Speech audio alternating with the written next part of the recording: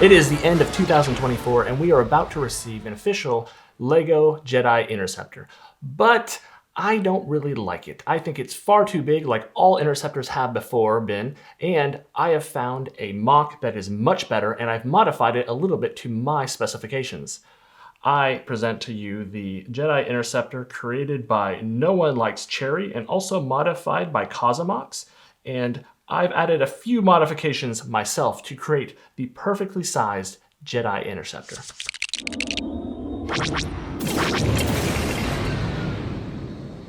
I reached out to No One Likes Cherry to ask him if I could make a few modifications myself, and he said I could. So I'm very happy to say that this is a free mock currently available on my Rebrickable account. And I think it's something very cool to have that's community built through a couple different designers. The size of all the Jedi Interceptors we've had from LEGO are just far too big. The canopies are huge, the outline of the ship is very large when you actually look at the source material in the Revenge of the Sith, because these are very tiny ships that are meant for the Jedi to manipulate and fly with their own prowess as a Jedi. And it does not rely on a lot of heavy flying machinery inside of the ship. So these are very tiny, minuscule ships that should reflect that in LEGO as well. It is unfortunate that we don't have a sticker for this, and actually should go check out No One Likes Cherry's Instagram page because he did a spray paint job on his canopy and it looks really good. I'm not willing to do that myself, and I would like to explore some sticker ideas potentially in the future. So if anybody has some recommendations about large gray sticker sheets that can be cut out, there might be an opportunity for that here. However, this is a minor thing to me in my eyes. I think the overall size and shaping makes up for the fact that we don't have a custom canopy piece for this Interceptor. This is only 2 inches tall, it is only 5 inches long, and about 4.35 inches wide. And actually, this is at 1/43rd scale, which is actually slightly larger than I would have liked. I would have liked it around 1/45th, but because of just where the bricks lie and where we have certain angled wedge plates popping up, this happens to be just the best orientation in my opinion. And I really like the smooth snot technique of these wing plates. They really just look awesome in the light. And there's very minimal studs with this Jedi Interceptor.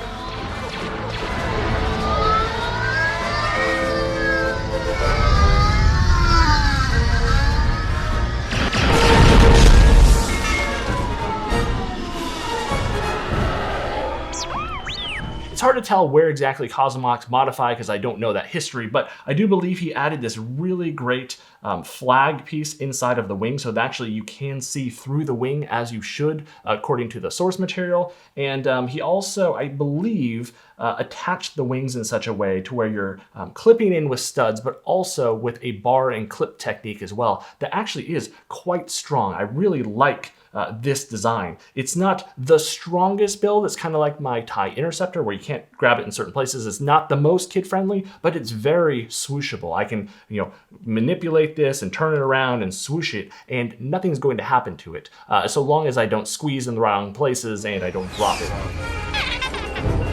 All right, awful. No, nothing too fancy. Flying is for droids.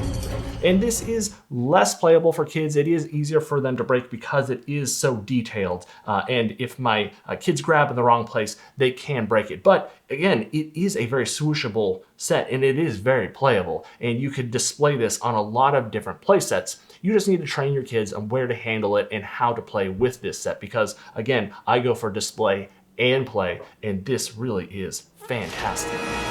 This is where the fun begins. One of the biggest modifications I added to this was sleek landing gear. You will see that this back gear actually folds back, and these two up front come down, and it allows for a very streamlined body when it's folded, but a very accurate landing gear when on the ground. And I'm very happy with what I was able to achieve and still integrate into the very streamlined design of what No One Likes Cherry accomplished with his original design. This bottom of the ship still has a great outline, and it still stays true to the Jedi Interceptor that we see in the movie.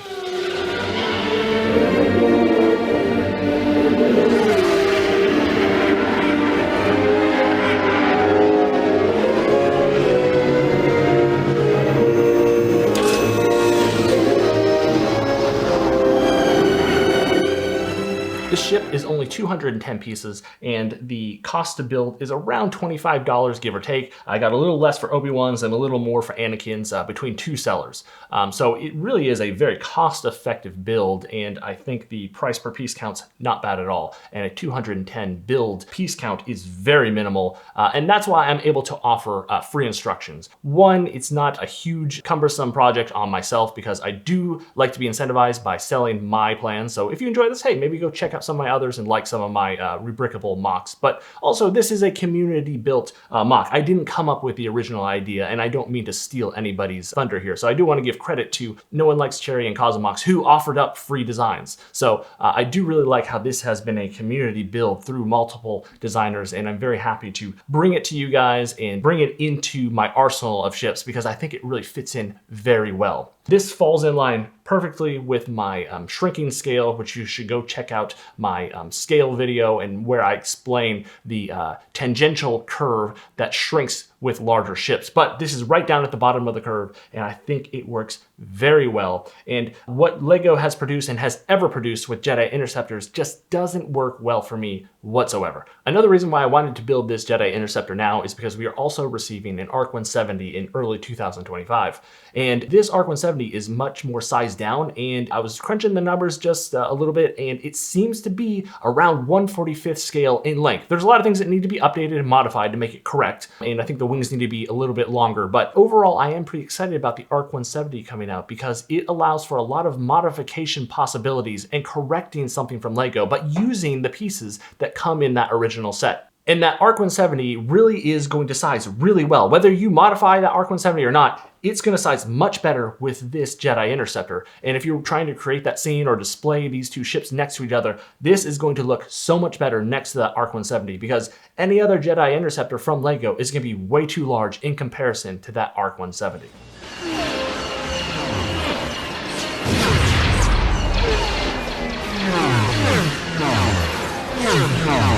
I also managed to create a display stand for this very tiny ship, and it just uses two panel pieces to go in next to the landing gear that I created. And I think it gives it a really good display, so that way you can put it up on the shelf and put it with your other prequel sets. Speaking of prequel ships, this is the first prequel ship that I have added to my lineup of Star Wars ships that I've built. And I think the Jedi Interceptor is a great place to start because it is one of the most iconic. I think it's between this and the gunship in the prequels.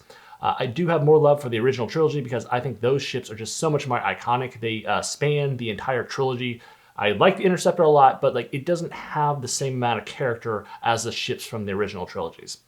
That being said, this is a fun ship. It's really great. It's a fantastic opening scene in Revenge of the Sith. We get to see some really cool action with Obi-Wan and Anakin, really good banter between both of them and both their ships. I think it's a fantastic little ship to add to my display and my collection because I think the prequels are fun. I have some issues with them. I like watching them with my kids, but the Interceptor is an exceptional ship because of its just tiny, minuscule size, and I'm really happy with what I was able to achieve with No One Likes Cherry's design here, with Cosmox modifications as well. So please go check out their pages. You can go find No One Likes Cherry on Instagram and Cosmox on Rebrickable. Go give them some likes. If you liked this, you might like some of my other builds. This might be a good starting point for someone who doesn't want to spend money on a build. You want to see something really small and see something that I would approve of, which I do heavily approve of this ship. I think this is fantastic. It's playable, it's displayable. So this might be a good jumping off point for a lot of people out there.